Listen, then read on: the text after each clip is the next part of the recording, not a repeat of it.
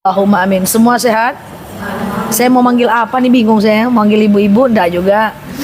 Adik-adik aja gitulah ya. Manggil Kak Tina apa Kak Tina? Atul yang ragu awak.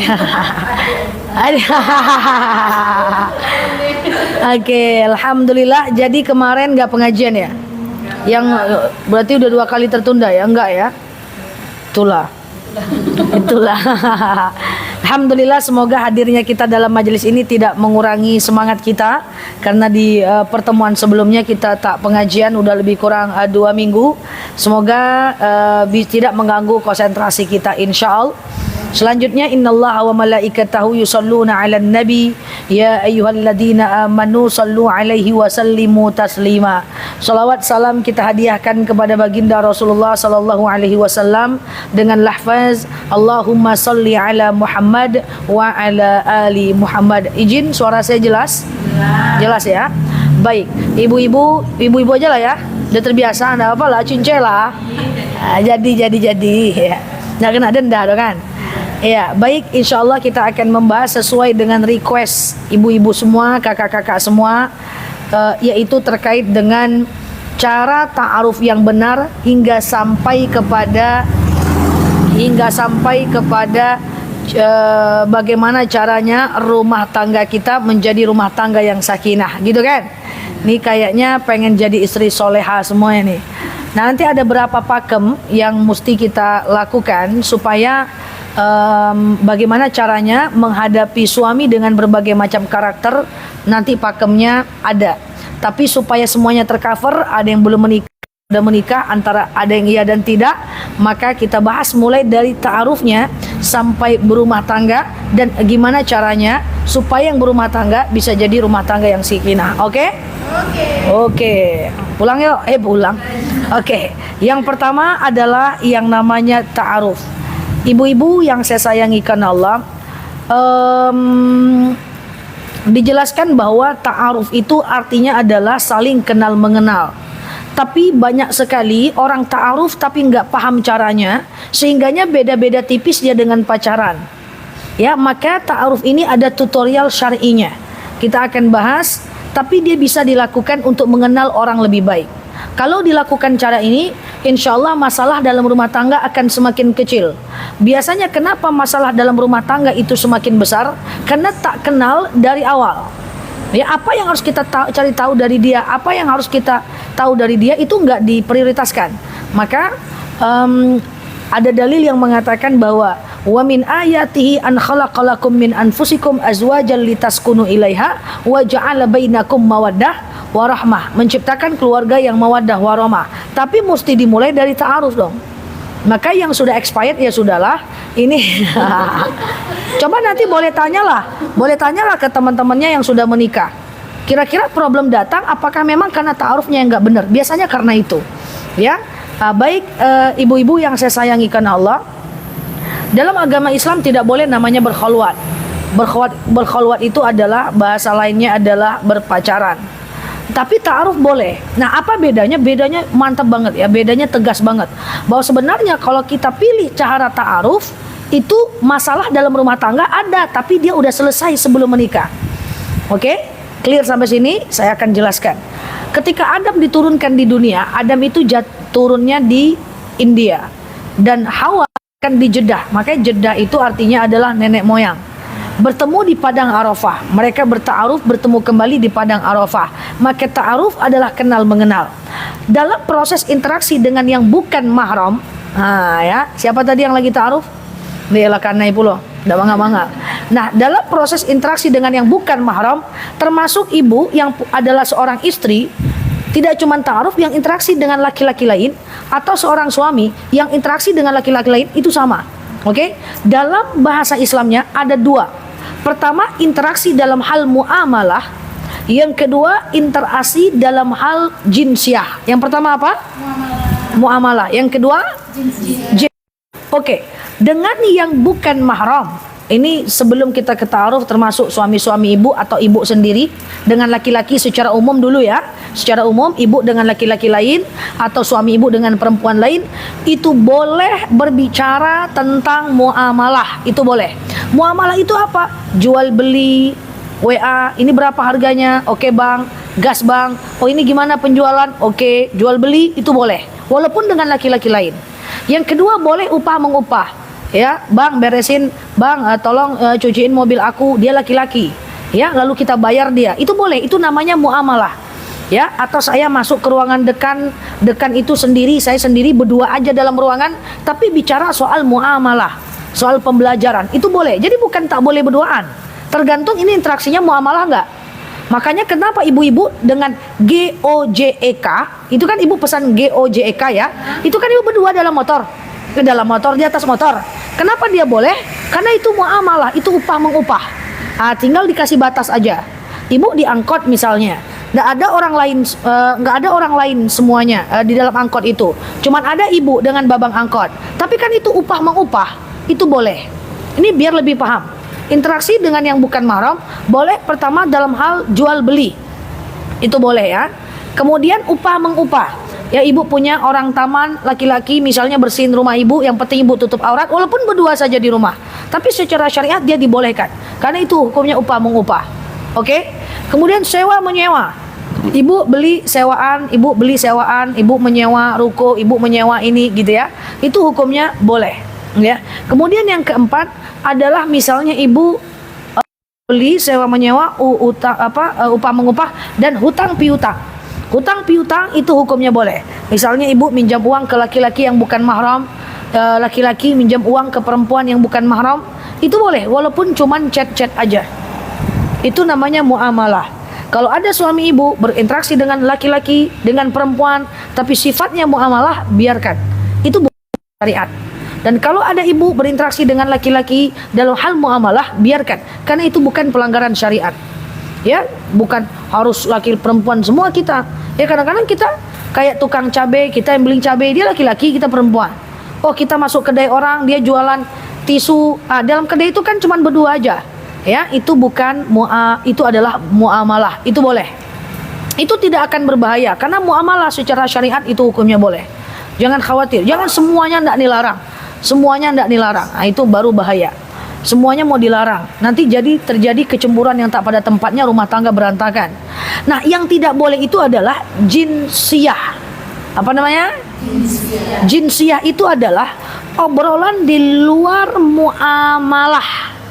Ya, obrolan di luar muamalah itu adalah tidak boleh. Contoh, ibu dengan laki-laki lain, suami ibu dengan perempuan lain, ngomongnya jinsiyah. Jinsiyah itu kayak gini, lagi apa kamu? Lagi di mana? Udah makan belum? Jaga kesehatan ya. Itu tak boleh. Itu adalah termasuk zina kecil dalam ajaran agama Islam. Sebelum ke ta'aruf, saya jelaskan dulu. Kalau ada suami-suami dan para istri yang sudah terbuka sekali chatnya ke perempuan lain, jangan didiamkan. Harus ada metode defensif untuk menghentikan. Sebelum terlanjur, udah kenapa-napa, na'udzubillah, akhirnya terjadi. Karena banyak kasus perempuan ini sabar nggak pada tempatnya. Wah, sabar nggak batampe. Ada kok aku lihat suami aku pakai sayang-sayang di chat ustazah, tapi aku biarkan, aku sabar aja. Tahu-tahu dapat laporan sudah punya anak. Kok sudah udah. Mau apa? Harus ibu ikhlaskan anak ibu, suami ibu menafkahi anak itu. Jadi makanya tidak ada masalah suami takut istri, tidak ada masalah istri takut suami. Takut itu adalah metode defensif untuk menghindarkan perselingkuhan. Tapi yang ada apa? Suami takut istri dihina, dibully, istri takut suami dibully. Harusnya memang takut. Jadi mindset orang-orang Indonesia ini banyak salah. Suami memang harus takut sama istri, takut berbuat salah, menyakiti hati istri. Istri harus takut sama suami, karena takut berbuat salah, menyakiti hati suami. Jadi kalau ada orang-orang menghina, membuli suami takut istri, itu tak betul itu. Kadang-kadang suka kita ini salah sekali ya. Nah, jadi kalau sudah mulai ada nih, lagi apa dek, misalnya suami ibu gitu ya, lagi apa dek, itu harus diintegrasi. Ini siapa, manfaatnya apa, urgensinya apa, motifnya apa. Harus buat efek jerah supaya dia memang takut melakukannya. Istri juga seperti itu. Lagi apa bang? Lagi ini, lagi ngapa dek? Ini. Mulai harus jangan gengsi. Lantaklah situ. Terserahlah. Yang penting inyo ambo. Suka-suka hati dia lah. Penting gak ketahuan. Salah. Nah itu berdosa. Karena idza ra'al munkar fayyughayyir. Kalau melihat kemungkaran itu. Ya jadi Tidak ada masalah suami takut istri, dan tidak ada problem suami istri takut suami. Karena memang rumah tangga itu dijaga bersama. Banyak orang salah, dibiarkan dulu, santai aja lah, santai aja lah. Akhirnya terjadi bertahun-tahun, tahu-tahu sudah nikah sendiri, sudah punya anak, atau tidak nikah, punya anak, ujungnya ngebom di awal. Biasanya kalau ada yang ngomong, "Ustazah, suami saya selingkuh, udah punya anak," saya tanya itu, "Masa ibu nggak tahu? Ada sih gambarannya, saya pernah nengok chatnya, dihentikan nggak?" "Nggak, saya diam aja." Lah, salah siapa? Nggak bisa, salah siapa? Kalau udah punya anak baru ngomong ke saya, ya saya nggak bisa. Itu anak harus dinafkahi oleh suami ibu. Kalau saya bilang jangan nafkahi, nggak bisa. Ibu harus ikhlaskan. Jadi resikonya besar. Inilah gunanya ilmu, ya. Bahwa ketika jinsiah itu dengan lawan jenis itu hukumnya berdosa. Apalagi I miss you, tambah bla bla bla, gitu ya. Paham? Jadi coba di scan. Coba di scan ketika sudah ada suami-suami yang seperti itu di apa ya namanya, digituin ya. Nah, sekarang bagaimana dengan ta'aruf? Nah, ta'aruf itu kan ketemu dua orang. Maka yang boleh dibicarakan dalam ta'aruf, jangan sibuk membicarakan lagi apa, mau kemana, ngapain, udah makan belum, is not priority. Kebanyakan orang hanya bicara itu saja. Kalau cuman bicara itu, setelah menikah bakal repot sekali. Maka ada pakem dalam agama Islam. Kalau mau ta'aruf, yang terjadi apa? Yang ditanyakan adalah persoalan muamalah. Contoh, nanti kalau aku kerja, abang kerja juga, uangnya harus diapain? Kalau aku nggak kerja, abang siap nggak menafkahi keluarga? Kalau aku kerja, apakah aku harus bantu keluarga? Kalau aku mau kasih emakku, apa harus izin abang nggak? Kalau abang mau nggak spill semua penghasilannya ke aku? Kalau enggak, kenapa? Disepakati. Nanti mau tinggal di mana? Nanti kalau mau punya anak di tahun keberapa? Nanti kalau seandainya kita tinggal ngontrak dulu atau bagaimana? Kalau ngontrak pakai uang yang mana? Tinggalnya di rumah mertuaku atau di rumah mertuanya kamu? Itu yang dibicarakan, bukan I miss you salalala bla bla bla bla. Sehingga kalau yang dibicarakan adalah yang I miss you doang, setelah menikah semuanya jadi misterius. Muncullah ternyata setelah menikah nggak pernah dinafkahi. Ujung-ujungnya setelah menikah istri dilarang bekerja. Ujung-ujungnya setelah menikah istri tidak boleh lagi kemana-mana. Ujung-ujungnya setelah menikah istri jadi tidak lagi. Nah, sehingga dia menjadi ngeblur. Maka itulah konsep dari ta'aruf. Ta'aruf itu upayakan kenali dia dalam hal muamalah, ya. Jangan dia misalnya gini, saya bekerja gimana? Kalau selama-lama saya kerja gimana? Terus nanti kalau dirimu mutasi gimana? Kalau aku mutasi gimana? Itu yang dibicarakan. Yang terjadi kan nggak kayak gitu. Yang terjadi adalah kapan kau lamar aku? Pas menikah, ujung-ujungnya nggak tahu. Ya nggak tahu, ternyata dia nggak menafkahi, ternyata dia banyak bohongnya, ternyata istrinya mutasi, suami nggak siap, akhirnya disuruh berhenti kerja, suami mutasi, istri nggak siap, akhirnya anak terbengkalai. Nah, itu karena ta'aruf itu kan kenal. Yang harus kita kenal adalah yang paling prioritas. Nah, itulah prioritasnya. Paham? Oke? Jadi jangan menikah sebelum tahu hal prinsip. Kalau aku selama-lama nggak kerja gimana? Kalau aku selama-lamanya nggak mau kerja gimana? Kalau aku selama-lamanya mau bekerja gimana? Aku nggak mau dilarang bekerja, kira-kira ridho nggak? Daripada nanti dia tak ridho ibu bekerja, ibu nikah juga berdosa. Lebih bagus dari awal kalau lu bukan jodohku, ajik. Ya kan? Yang terjadi apa? Setelah menikah yang terjadi adalah apa? Suami tidak menafkahi. Karena suami tidak menafkahi, istri pun tidak mau melayani. Dua-duanya dosa. Akhirnya terjadi, kan kemarin ada yang nanya sama saya, "Ustazah, saya menikah, lalu kemudian saya menikah, suami tidak mau menafkahi saya juga akhirnya tidak mau melayani." Yang terjadi caci maki. Udah bertahun-tahun, gimana nih saya mau pisah? Saya bisa jawab kayak gini, nikah itu tujuannya ibadah. Kalau sudah pernikahan itu tidak mengantarkan kepada ibadah lagi, yang ada adalah membuat dosa, maka dalam hukum Islam tetap ada namanya talak, dan itu dibolehkan. Jadi coba di cross check lagi, kira-kira bisa nggak pernikahan yang udah kita jalani menghantarkan kita kepada kebaikan dan ibadah. Kalau sudah tidak bisa, ada hukum talak, dan dalam agama Islam itu dibolehkan. Nah, kenapa ngeblunder dia selama masa pernikahan? Karena tadi ta'arufnya tak betul. Ya, yang dipikirkan cuman bagaimana mencintai dan seterusnya. Kalau abang nggak nafkain gimana? Terus kalau abang ngasih orang tua, aku harus tahu nggak? Kalau aku ngasih orang tua, abang harus tahu nggak? Terus kalau aku pengen bekerja, abang ngelarang nggak? Kalau karena itu nggak clear, ibu-ibu terus bekerja, suami nggak ridho, ibu terus bekerja, suami nggak ridho, berapa dosanya coba? Tapi kalau ibu terus pengen bekerja, lalu suami tidak ridho sebelum nikah, lebih bagus jangan menikah dengan dia daripada melawan setelah menikah. Jadi ini bukan sekedar kita mau bekerja atau tidak, ini soal syariat. Kenapa itu harus dibicarakan? Ini syariat. Paham ya? Tegang betul, anggo-anggo ya. Ini serius ya, ini syariat. Ya karena kalau istri mau bekerja, suami tidak ridho itu nggak bisa. Karena istri bekerja itu hukumnya fardu kifayah, menaati suami hukumnya fardu ain. Itu beda tuh. Ya istri tidak harus bekerja. Jadi itu kan dibicara. Kalau aku selama-lama bekerja, bang, ridho enggak? Seandainya dia bilang ridho, di tengah perjalanan ternyata dia tidak ridho, kita bisa ngelawan. Karena dalam agama Islam ada akad awal. Paham ya? Ini ada akad awal. Kita kembali ke akad awal. Nah, begitu. Itu kalau mau clear dia. Kalau abang ngasih orang tua abang, aku pengen tahu. Kalau aku ngasih orang tua aku, abang harus tahu. Uangku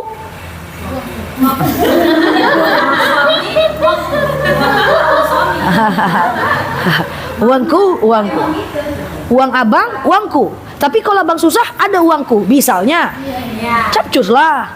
Tapi jelas bahwa banyak orang menganggap persoalan uang adalah sensitif. Tapi itu harus dibicarakan. Karena mayoritas gugat cerai terjadi karena uang. Nggak ada cerita. Nggak boleh bilang uang tuh nggak penting. Nggak ada, uang itu penting. Karena dengan uang itu kita bisa masuk surga. Karena dengan uang kita juga bisa berantakan. Dengan uang kita juga bisa sejahtera dan makmur. Bicarakan itu semuanya. Ya, karena itu hati-hati. Ta'aruf itu kenal mengenal. Ya, kenal mengenal. Sesoleha apapun istrinya, kalau suami nggak tanggung jawab tetap. Ya, bayangkan sekarang ada kasus perempuan mapan banget. Perempuan mapan banget. Suami tidak menafkahi. Perempuan bukan mau uangnya kalau dia mapan. Dia cuma mau ingin diistrikan saja. Dia ingin merasa diistrikan. Jadi nafkah tetap harus keluar walaupun perempuan mapan. Paham ya? Nah, banyak kasus perempuan mapan banget. Suaminya biasa tidak menafkahi. Pasti akan gugat tuh perempuan. Gak akan ada perempuan yang tahan kalau tidak dinafkahi. Sebentar aja. Karena fitrah perempuan adalah dicintai. Dicintai salah satunya dengan dinafkahi. Oh enggak Ustazah, ini ada kasus banyak ya, ada 5 pasangan, perempuannya mapan, dia yang bayar listrik, bayar semua, bayar semuanya, bayar semua. Akhirnya karena dia bayar, suaminya males, gitu ya. Suaminya males karena suaminya ini menganggap bahwa istrinya bisa bayar semuanya. Ketemulah dengan saya. Akhirnya saya bilang, ibu bayar semuanya, ibu nggak minta sama suami. Nggak pernah aku minta saja, aku nggak akan minta uang dia lah, karena ibu. Kenapa ibu nggak minta? Kalau nggak dinafkahi minta. Kalau nggak dikasih, boleh ambil uangnya tanpa sepengetahuan dia. Begitu loh ajaran Islam. Jadi Boleh. Boleh lah. Boleh.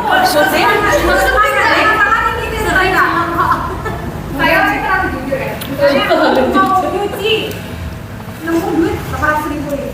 Saya kemarin posisinya Idzan nikahul lirajulin, kalau kalian nikah dengan laki-laki wa huwa bahil, pelit dulu dia. Kalau nggak pelit nggak bisa dicuri, Besti. Kalau dia pelit. maksudnya gimana? Dia pelit. Dia nggak mau ngasih. Boleh cilok. Misalnya nih ada istri Abu Sofyan bertanya kepada Rasulullah, Ya Rasul, saya ini adalah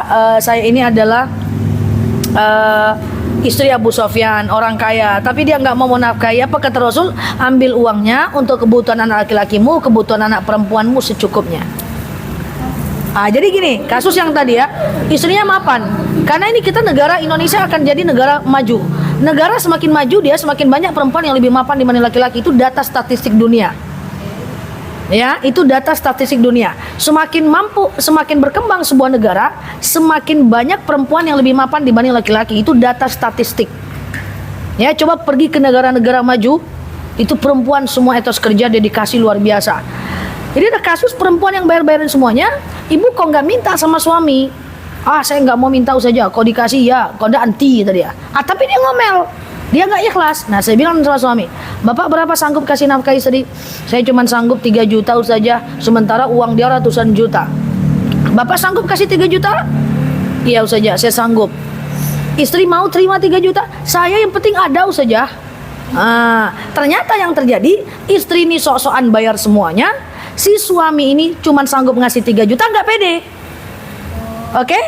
Suaminya sampai nangis di depan saya dan dia bilang, sebenarnya ini Bapak berat ngasih 3 juta? Enggak usah aja. Sebenarnya enggak usah aja. Saya enggak berat mau ngasihnya, cuman saya malu saja. Artinya apa? Suami ngasih nafkah istri, walaupun istrinya mapan, itu hanya supaya istri merasa diistrikan, suami merasa disuamikan. Sehingga polanya berjalan lancar. Oke? Nah, ibu-ibu yang saya sayangi karena Allah, ini yang saya maksud, bahwa semuanya itu dibicarakan sebelum menikah. Yang udah terlanjur suka hati. Saya jadi nunduk-nunduk aja lah saya. Jadi kalau dia nggak clear itu nggak bisa. Ya, istri kerja apakah untuk bantu suami itu sebenarnya terserah saja. Mau bekerja untuk bantu suami silahkan, mau bekerja untuk diri sendiri juga silahkan.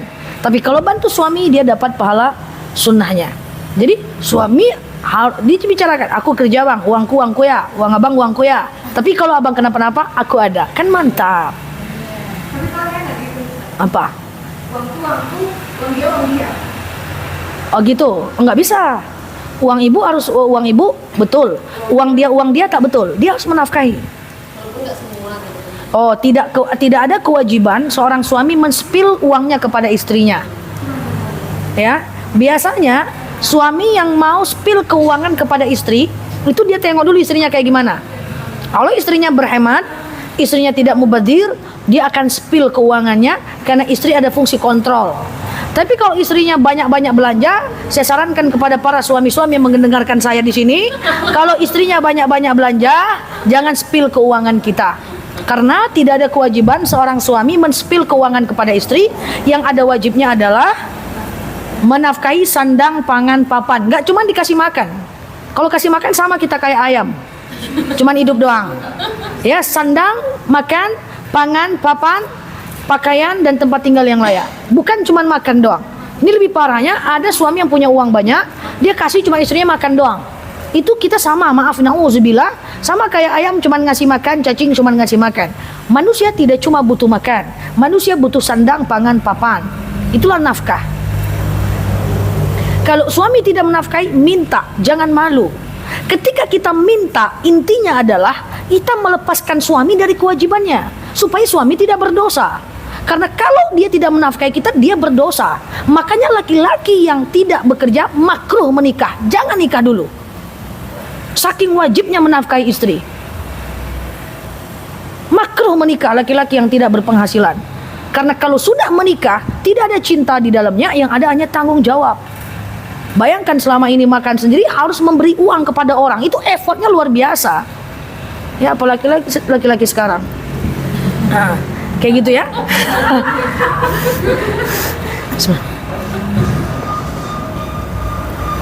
Oke? Entah ya oke, entah ya enggak. Oke. Gitu ya. Jadi dia harus memberikan nafkah.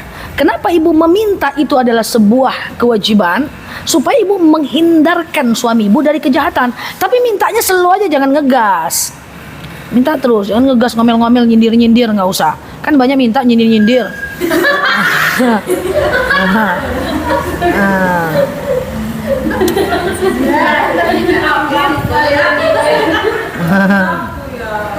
Ya nyindir-nyindir gitu ya. Nah, kalau laki-laki nggak bekerja, harus dipaksa bekerja. Kalau nggak bekerja, dia bicarakan dengan walinya, dengan bapaknya, dengan abangnya. Wajib, karena kalau dia nggak bekerja, dia nggak menafkahi, dia berdosa seumur hidupnya. Bahaya itu. Haji saja wajib kalau mampu aja. Menafkahi istri wajib mampu ataupun enggak. Coba bayangkan tuh. Ini aneh ya. Ustazah, suami saya tidak menafkahi. Kenapa? Karena dia nabung untuk haji. Itu kan lawak. Lawak gitu loh. Lelucon gitu. Ya, saya ngomong tuh sama suaminya, "Mana bentuk suami ibu tuh? Saya cuma mau tengok juga bentuknya kayak gimana." Akhirnya video call bertiga, suaminya di mana, dia, "Nih dengar ustazah aku nih." Ya. "Pak," kata saya, Haji itu Pak ndak usah dikejar Pak. Kalau Bapak belum ada cukup duit beli haji untuk haji, Bapak tidak berdosa. Tapi kalau tidak menafkahi istri, Bapak berdosa. Tapi kan pengen haji, ya ndak bisa pengen-pengen hidup nih Pak. Hidup nih dari syariat Pak. Nafkahi istri, kalau Bapak nggak bisa nabung haji, tak usah haji, Bapak tak berdosa. Tapi kalau Bapak tak nafkahi istri, Bapak masuk neraka. Clear. Kan ini nggak, ini ibaratnya kalau apa ya? Ini kayak informasi itu putus gitu Pak. Jadi baliang dia barang tuh. Oke? Ya, bentar ya.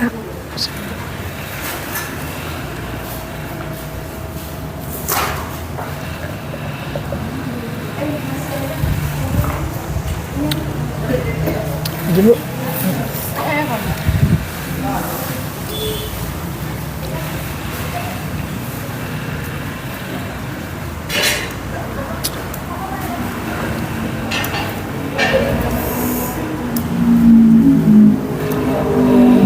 Oke? Nah, kita lanjut. Ya, maka kita lanjut. Nah, ibu-ibu yang saya sayangi karena Allah, ini dia ya. Jadi ini clear. Jadi yang harus dipelajari adalah seperti itu ya, ta'aruf dan seterusnya. Ya, hati-hati betul ya. Semua harus dibicarakan. Karena kalau enggak, efek sampingnya itu berbahaya. Yuk kita masuk pembahasan lebih kurang 20 menit. Kita akan membahas terkait dengan kalau sudah menikah si ta'aruf tadi sudah menikah dia, maka ada pakem-pakem yang harus kita lakukan dalam berumah tangga maupun ke orang lain.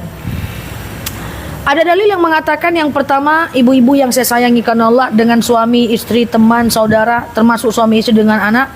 Yang pertama, yang paling penting ibu tidak boleh lakukan adalah ya ayyuhalladzina amanu la yaghtab ba'dukum ba'dha.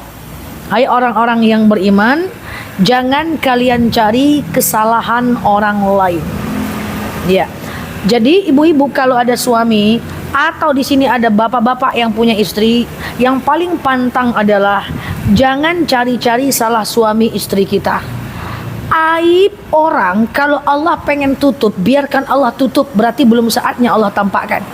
Mencari-cari kesalahan orang itu hukumnya dosa besar.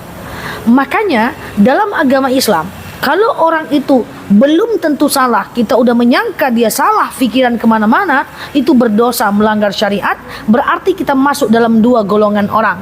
Pertama adalah suka mencari-cari salah orang, dan yang kedua adalah suuzon sama orang. Suuzon itu mengakibatkan fokus kita berkurang, iman kita drop, ibadah kita nggak nyaman. Maka yang paling penting dalam rumah tangga atau dengan berteman sekalipun, tidak boleh mencari-cari salah orang. Contoh misalnya, suami bisa pulang jam 6, terus kok udah 3 hari berturut-turut jam 7 ya, terus kok besok jam 8 ya, tuh kok besok jam 7 ya. Ya kan? Lalu pikiran kita kemana-mana, lalu kita cari-cari kesalahannya. Itu nggak boleh. Selagi kesalahan masih Allah tutupi, maka dia berarti masih Allah tutup. Nah, wala yaghtab ba'dukum ba'dha. Jangan kalian cari salah orang. Dan yang kedua, sebelum lebih jelas akan saya sampaikan, wala tajassasu. Tidak boleh memata-matai. Tajassus haram. Akan saya bedakan antara tajassus dengan penyelidikan. Memata-matai haram. Nggak ada angin, nggak ada hujan, tengok handphonenya pas dia ke kamar mandi. Padahal nggak ada masalah nih.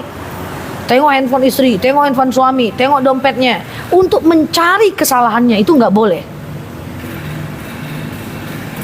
Ngeri angguknya.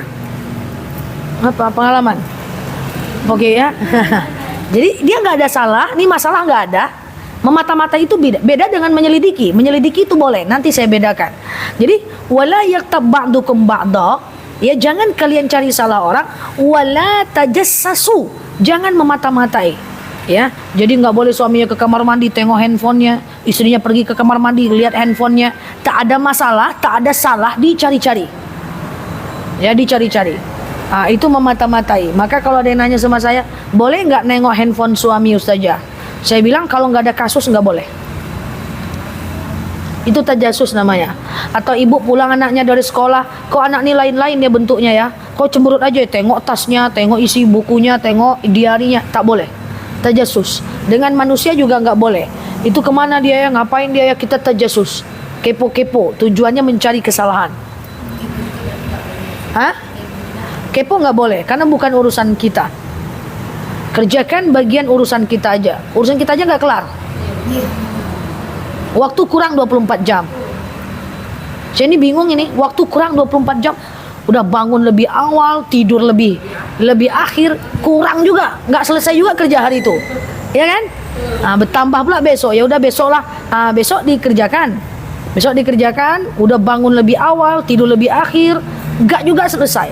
Makanya orang-orang yang mentalitinya bagus, kerjaannya bagus, itu biasa nggak sempat ngomongin orang. Makanya ada penelitian, kenapa di negara-negara besar atau di rumah-rumah elit itu ya, di rumah-rumah elit gitu ya, itu yang benar-benar elit, memang betul-betul mapan gitu ya, kenapa lebih sedikit persinggungan dibanding yang biasa-biasa? Karena orang di negara maju yang dia punya banyak kerjaan, sibuk dengan dia notaris, dia direktur, dia manajer, nggak sempat dia ngomongin tetangga. Kenapa dia terkesan individualis? Karena nggak sibuk dia dengan urusannya, sehingga dia nggak mikirin orang lain. Makanya teman saya itu non muslim buat penelitian, jadi tidak pakai syariat Islam dia membuatnya. Individualis, orang yang individualis itu jauh lebih sukses dibanding orang yang banyak bergaul-gaul. Nah sementara di grassroots medium low itu sibuk aja tuh, ngapu tuh ganti kulkas baru, tuh ngapu tuh banyak anak bujang depan rumahnya. Ya, jadi kita ini kalau bisa bukan karena kita tidak mengomongin orang. Bukan karena aku nggak mau ngomongin orang, tapi aku nggak tahu kapan waktu yang tepat untuk ngomongin orang gitu. Ya saya kan suka nggak nyambung ya. Kadang-kadang teman saya atau tim saya bilang, saja nih gini. Udah itu nanti nggak penting. Udah gini aja, fokus aja. Nah terus kapan kita mau cerita itu? Nggak tahu saya kapan kalau untuk cerita itu. Kalau mau saya mau juga, waktunya ada juga, enak juga kan, gosip sikit-sikit gitu kan. Banyak pula pahala saya nanti susah pula ya.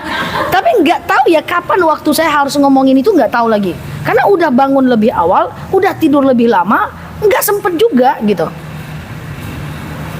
Karena katanya gosip itu kan enak gitu ya. Katanya pengen coba juga tapi nggak tahu kapan. Nah makanya itu penelitian, orang individualis itu konflik lebih rendah dibanding orang yang banyak sekali dengan tetangga tertinggi, dan dia pasti lebih maju. Makanya makin berkembang sebuah negara, yang kaya makin kaya, yang miskin makin miskin. Itu sebuah kepastian. Karena yang susah ini selalu ngomongin julid, yang di atas terus dia berkembang. Yang di atas diceritain sama yang di bawah tetap kerja. Dia makin tinggi, orang makin ceritain aja. Nah, jadi memang tidak boleh. Ngeri kali anggo ya. Wala yaktab ba'dukum ba'dha, ya. Jangan cari-cari salah orang, wala tajassasu, ya, jangan kita bertajasus. Nah, tapi boleh yang tapi boleh yang namanya menyelidiki. Menyelidiki itu apa? Udah ada kasus. Misalnya lagi duduk-duduk bareng suami, nengok di wawanya ada profil perempuan, tengok tak sengaja Allah tampakkan misalnya. Tak sengaja Allah tampakkan misalnya lagi capek nih dek gitu ya. Ada kasus, maka boleh penyelidikan. Boleh diikuti dia, boleh di tracking, boleh dia dilihat, boleh dipantau gerak-geriknya. Harus ada penyelesaian. Paham sampai sini? Makanya kenapa boleh intel, penyidik. Kan nyari-nyari salah orang penyidik. Tapi penyidik di kepolisian tidak akan bekerja kalau nggak ada laporan. Ada dulu laporan, baru dia bekerja. Jadi ada dulu faktanya, baru diselidiki. Kalau nggak ada, nggak boleh tengok-tengok kurang kerjaan aja, nggak boleh. Allah masih pengen tutup aibnya, maka biarkan Allah tutup. Tapi kalau Allah tampakkan tengah malam lagi tidur, kita pura-pura tidur, atau dia nelpon, halo belum tidur dia, gas ya kan? Boleh kita menyelidiki. Gitu. Jadi harus tahu beda mana tajassus, mana menyelidiki. Kalau menyelidiki itu menemukan bukti, itu hukumnya boleh dalam hukum manapun, baik hukum syariat maupun hukum nasional.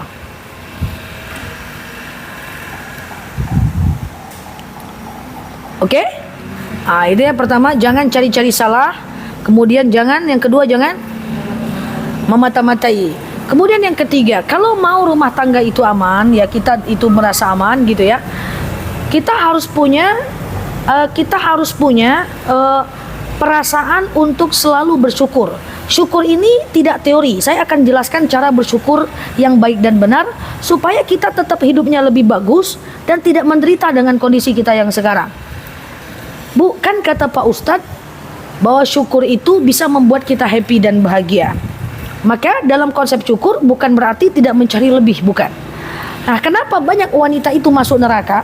Itu biasanya ada 3 sebab. Pertama, perempuan itu banyak ngomong sehingga banyak salah. Yang kedua, perempuan itu kurang mensyukuri apa yang diberikan oleh suaminya. Kemudian yang ketiga, perempuan itu banyak auratnya. Ya. Nah, makanya poin yang kedua adalah banyak perempuan tidak mensyukuri apa yang diberikan oleh suaminya. Kita pengen loh mensyukuri apa yang diberikan oleh suami, tapi tentu ada caranya. Bagaimana cara bersyukur? Pertama, caranya adalah saya sampaikan. Nikmati apa yang ada dulu, jangan ditanya apa yang tidak ada. Jangankan dengan suami, banyak loh statement kita kalau makan di luar itu tidak menunjukkan rasa bersyukur. Kita makan bakso, terbayang bakso di tempat lain. Enak baksonya, tapi di Simpang tuh lebih enak loh. Nah, itu tanda nggak syukur itu. Tanpa kita sadari itu. Udah nikmati dulu depan mata. Jangan ditanya tempat lain. Lagi makan sate, sate ini mantap, tapi sate yang itu tuh mantap lagi tuh, ha? Tak terasa enaknya sate ini. Makan arisan di rumah orang, makan soto, apa katanya? Kok kalau ada kerupuk mantap kok. Kerupuk ada dong. Makan nasi, soto, kemudian ini kalau ada sambal lado mantap nih. Itu ciri-ciri kecil orang tidak bersyukur. Dia selalu memikirkan apa yang tidak ada dan lupa menikmati apa yang ada.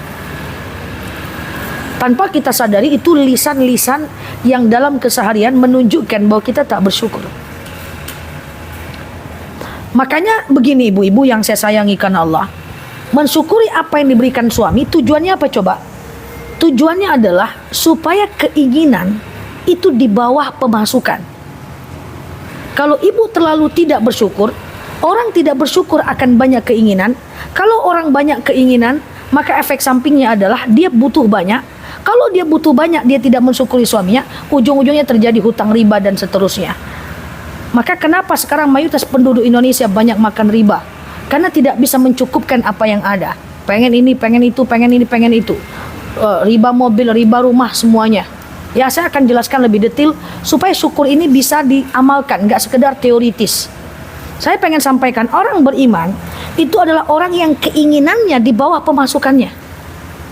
Saya ulangi ya, orang beriman adalah orang yang keinginannya itu di bawah pemasukannya. Kalau ibu uangnya dari suami, maka ibu harus turunkan keinginan sampai keinginan itu di bawah pemasukan kita.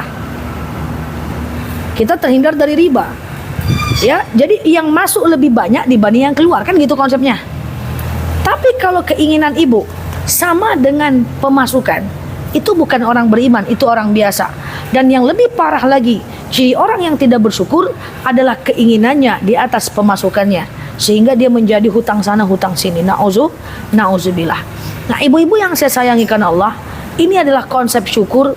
Jadi apa yang ada kita nikmati, sebisa mungkin turunkan keinginan, perbanyak lagi pemasukan. Dan ada, saya sering dengar dari teman-teman saya, Nel, hidup lagi susah, hidup lagi susah, hidup lagi susah, kan begitu ya? Coba buka lemarinya.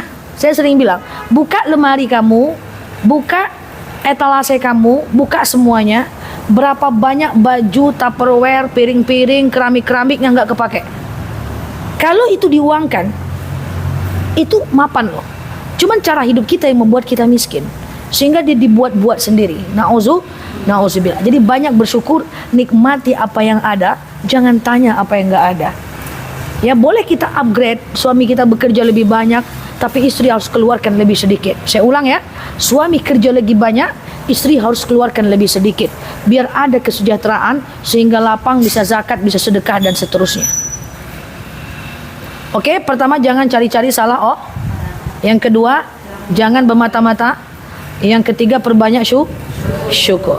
Ya.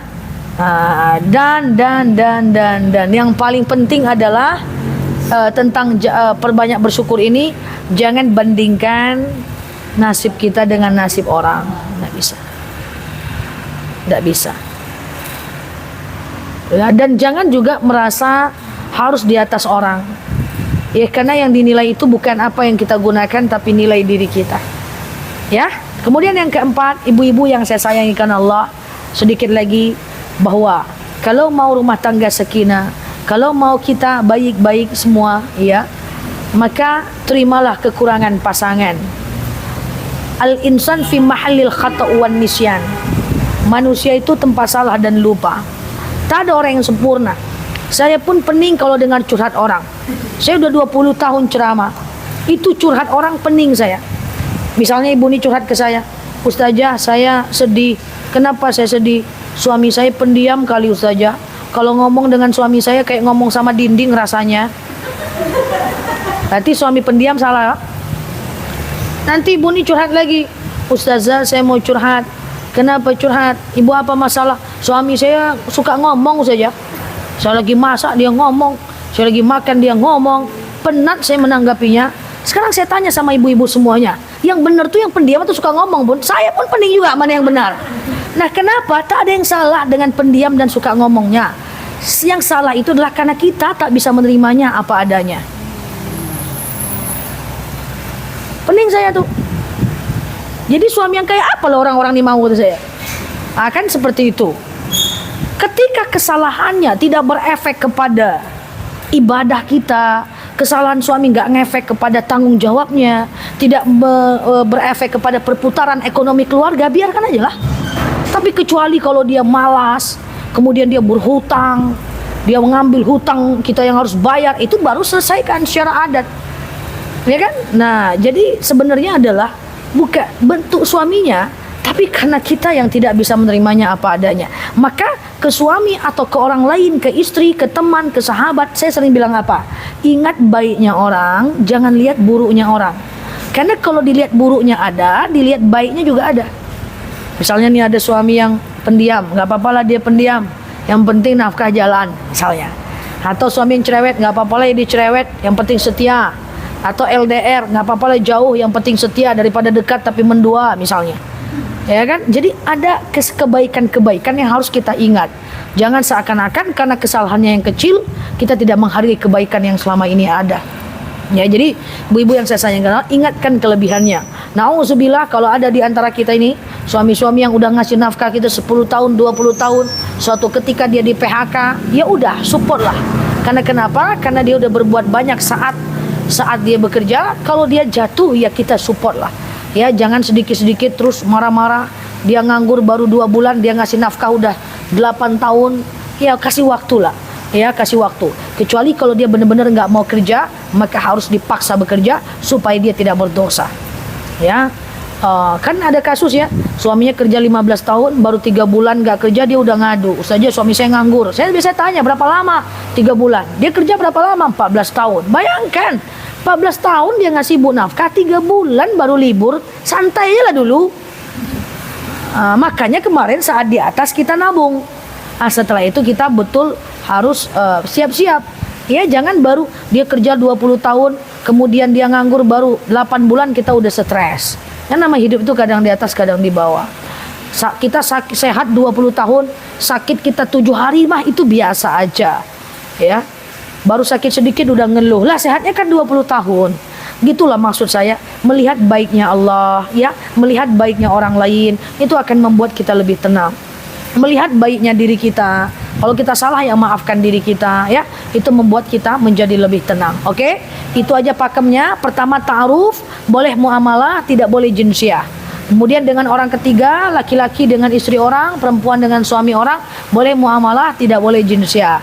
Kemudian yang ketiga, jangan cari cara rumah tangga sakinah dan kita dengan orang lain bahagia adalah jangan cari salah orang, jangan tajasus, kemudian syukuri apa yang ada, dan kemudian kita bisa menjadi orang yang apa tadi? Bersyukur, ya, bersyukur gitu ya. Nah, sehingga kita tidak mau membandingkan nasib kita dengan nasib orang lain. Kalau ini aja yang kita amalkan, ya, kalau ini aja yang kita amalkan, insya Allah kita akan lebih wise, lebih bijaksana ke depannya, insya Allah. Demikian.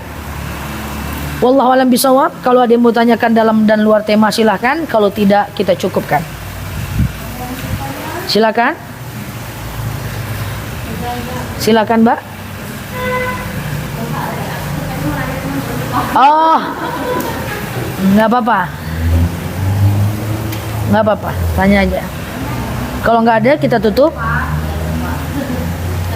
Jadi kalau misalnya Ya. kan kayak saya tadi nemu di suami tuh di kantor anak tuh, tapi tadi selalu saya kembali. Tapi pernah di saya nih, dok, ini berapa? 800.000. Uangnya bawa, gitu kan? Tapi boleh nggak? Gitu kan? Ikhlas nggak? Kalau dia bilang aku nggak ikhlas, itu harus kembaliin. Gitu. Tapi kalau misalnya kayak nafkah bulanannya itu atau gaji suami gitu, saya nggak pernah tahu sampai 8 tahun gitu. Nggak pernah dikasih. Kali kalau sekali dia bayar mobil aja, selebihnya kayak kebutuhan rumah, minyak mobil saya, token, paket dia, semuanya kebutuhan rumah sudah. Nafkah nggak dikasih. Kayak mau belanja gitu. Uang belanja. Wah, itu bahaya itu. Tidak boleh. Cuma bayar mobil aja. Tidak boleh. Coba dipahami bersama ya. Ibu bekerja, suami ibu bekerja. Selama 8 tahun menikah, suami cuma bayar mobil saja. Bayar mobil yang ibu pakai. Oke. Bayar mobil yang ibu pakai. Kemudian untuk nafkah, jajan ibu makan di luar atau di dalam rumah, atau token, itu semuanya ibu, itu tidak boleh. Coba dikomunikasikan pelan-pelan bahwa lebih baik kita balik aja, kita kembalikan aja kredit mobilnya ibu, nafkah tetap dari dia. Oh ya. Tapi saya pernah bertanya tuh, karena kan kakak-kakak saya tuh kayak menikah, pendapatan suami itu pasti ke istri yang mengelola. Betul. Selebihnya misalnya kayak uang kita masuk dari mana baru buat suami gitu. Ribut. Ribut karena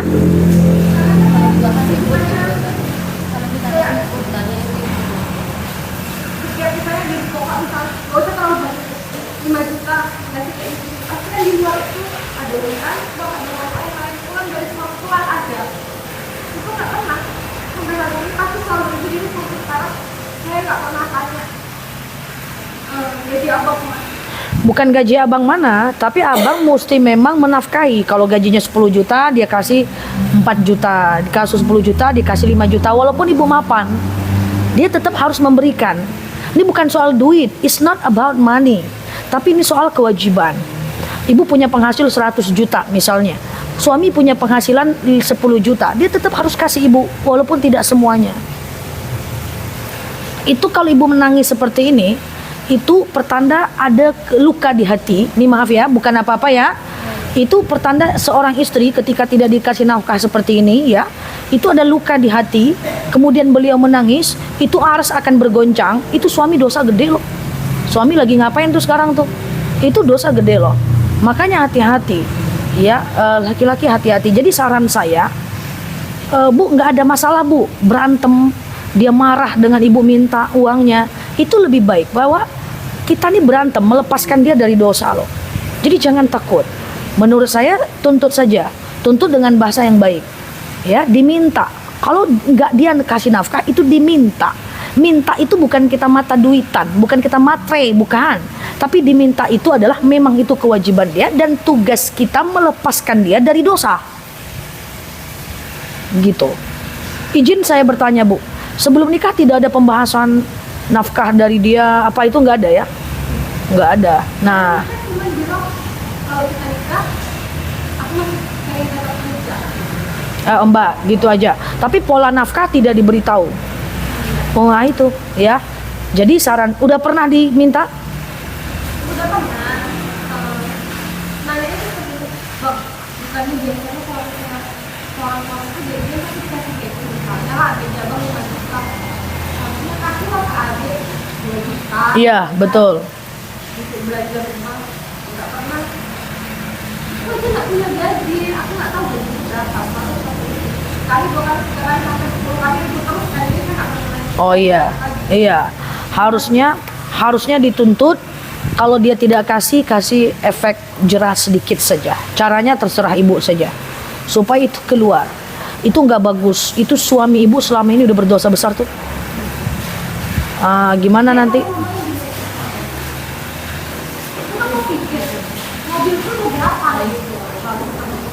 Kamu kan pikir mobil tuh udah berapa? Mobil tuh udah berapa? Ya udah bang, biar aku mobil, abang kasih nafkah aku lebih tinggi daripada mobil. Enggak ya? Dia seperti itu, Mbak. Harus, Mbak. Sandang, pangan, papan itu wajib, walaupun istrinya mapan. Tapi ada sih kadang-kadang saya minta. Nafkah nggak bisa kadang-kadang, Bu. Yang namanya kewajiban tuh harus sholat 5 kali wajib. Nggak bisa kadang-kadang. Ya nafkah itu juga tetap harus kadang-kadang. Kalau dia bekerja, ya semoga cepat Allah keluarkan dari problem. Tapi nggak bisa itu sekedar kita berdoa, tapi juga harus ada upaya dari kita untuk mengasih tahu dia bahwa dia mesti memberikan kepada kita. Kadang-kadang dia udah mengukur kita, dia udah mengukur ibu, lu enjoy kok, dia tak kasih, dia lepas dari tanggung jawabnya. Ya kita khawatir, apalagi kita nggak tahu apa yang terjadi di belakang. Sekarang uangnya buat siapa? Kan kita nggak tahu. Ya efek sampingnya lebih besar itu ya. Nah itu jadi harus dicari tahu. Sama dengan kemarin ada kasus suaminya berhutang, ya lalu minta bayar hutang ke istrinya, ya. Saya bilang tracking dulu itu siapa. Dia bilang pinjol. Mana buktinya? Minta dulu buktinya. Oh ternyata nggak ada. Akhirnya dia bilang lagi ATM-nya terblokir. Mana buktinya? Saya bilang oke, suami ibu minta dihutang ATM, mana buktinya? Oh enggak. Akhirnya dia katanya pinjam ke rentenir. Mana rentenirnya? Harus dikejar tracking. Karena jangan-jangan tuh untuk perempuan. Nggak bisa. Perempuan harus detail. Bukan untuk kita itu kepo, tapi menyelamatkan rumah tangga dari keambrukan. Ya kan kayak gitu maksud saya. Termasuk juga laki-laki seperti itu. Perempuan juga harus digitukan kalau dia aneh-aneh. Karena kan perselingkuhan bukan cuma perempuan, tapi laki-laki juga, laki-laki perempuan juga. Saya berharap semoga masalah ibu cepat kelar. Pasti ada jalannya. Karena kan people change ya, manusia itu bisa berubah. Maka semoga ada kasus sehingga dia bisa berubah. Harus tuh, walaupun dia cuman makan ibu berapa, katakan sehari makan ibu 100.000, ya karena ibu nggak masak gitu ya, ada biaya tak terduga, ya udah dia cuma kasih 3 juta aja misalnya, itu udah oke lah kalau kita ikhlas. Tapi kalau tidak sama sekali itu nggak boleh. Makanya laki-laki yang tidak mampu menafkahi makruh menikah, dia cukup puasa dan olahraga, kan begitu kata hadis. Apalagi kalau dia tidak menafkahi saat dia mampu, wah itu berat dosanya itu. Berat sekali. Jadi wahai para perempuan-perempuan mapan di sejagat raya, ya kan, ini harus diselesaikan. Jangan ini masih mending. Sekarang gimana pun istri itu dia sangat sekali sangat sekali dia bisa mengcover semuanya, fitrahnya tetap pengen dinafkahi. Itu fitrahnya. Dia pengen dijadikan istri. Ya, dia ketawa aja, ya kan? Tapi dia sebenarnya tidak ikhlas itu. Dan dia tidak ikhlas itu wajar. Nah itu ya, itu problem ya Mbak. Tapi bukan cuman Mbak yang ngalamin itu. Banyak kasus yang saya dapat, itu terutama terjadi pada perempuan-perempuan yang mapan. Ya makanya ada yang masih ta'aruf, selesaikan itu dari awal. Kena lagi si ta'aruf, ya kan, jadi malas berantem. Akhirnya Mbak nggak minta lagi. Kalian kalau nafkahnya itu seperti itu, saya bilang kan sekali-kali saya minta. Misalnya belanja sama suami itu ke market, baru dia pasti dia yang bayar. Tapi kalau saya belanja tiap minggu, kan belanja sendiri tuh. Nah itu kan bahaya Mbak. Masa setiap minggu Mbak belanja kebutuhan keluarga pakai uang Mbak sendiri? Itu tapi kalau saya sama saya memang lagi nggak ada duit nih, saya oh ya. nggak lancar. Dia kasih. Kalau Mbak minta karena rezeki Mbak nggak lancar, dia kasih. Ya udah Bang, karena Abang kalau aku nggak ada duit kan Abang tetap kasih nih. Gimana gini aja Bang, kasih aja ke aku, nanti aku cukup-cukupkan, nggak minta lagi. Itu bisa kan? Segitu juga uangnya yang keluar nanti misalnya. Tapi saya juga nggak pernah balik. Kemarin nggak ada pegangan uang nih, nanti mau minta saya minta uang 500.000. Ya kan? Oh iya, itu ya. Nafkah itu dikasih tak boleh diminta dulu. Karena istri meminta itu butuh mental yang kuat. Apakah istri sekali-sekali lupa nggak apa-apa, tapi kalau hanya dinafkahi ketika diminta, coba ya efek sampingnya ya.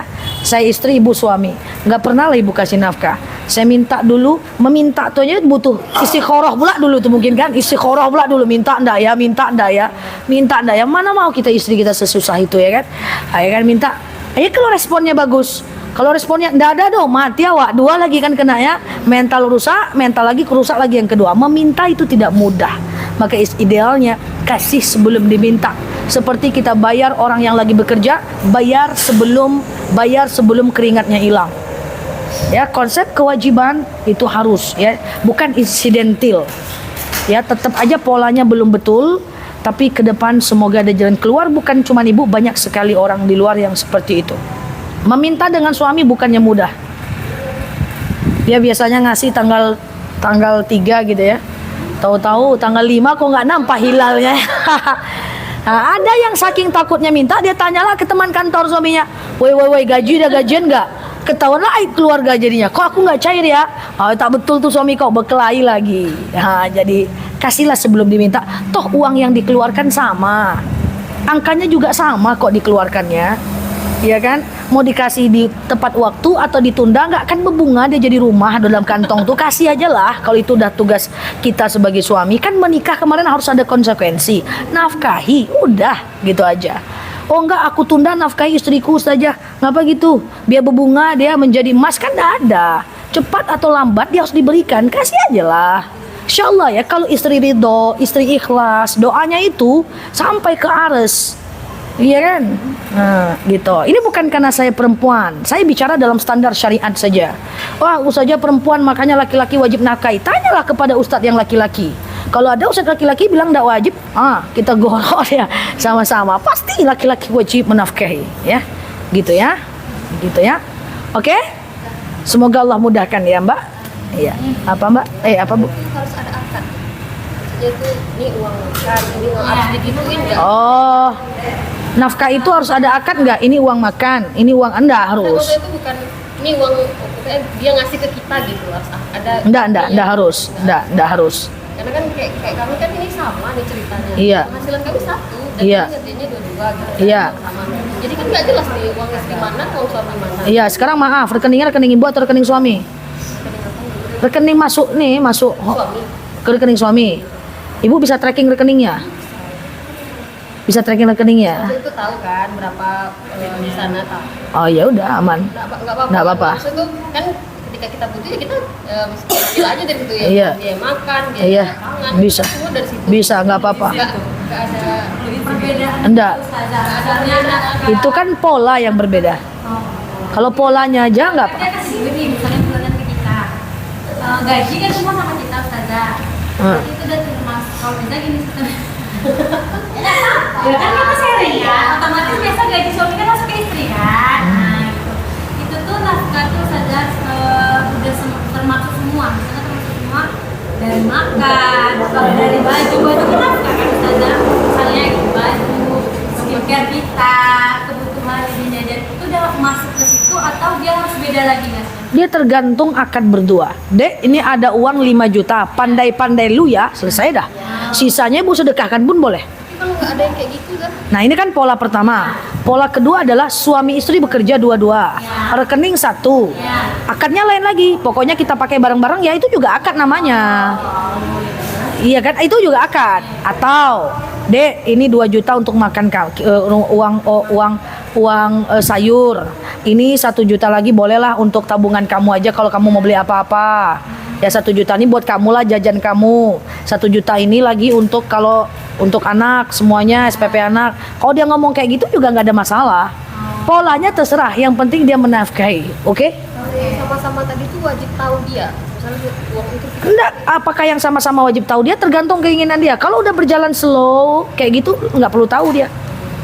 Kecuali dia sama dengan kita mau sedekah. Dek, ini uang 5 juta. Pandai-pandai kamu lah. Sedekah nggak perlu ngomong itu. Tapi kalau Dek uangnya 5 juta kasih laporan ke abang tiap bulan ya, itu berarti boleh ngomong. Tergantung akad berdua apa. kalau dia bilang kayak gitu berarti harus. Oh iya. Ya tapi boleh nego lah aja lah kayak gitu bakali bang. Slow lah bang ya. Menteri Keuangan pula ya. Nah gitu. Oke. Dah ya. Allah alam bisawab.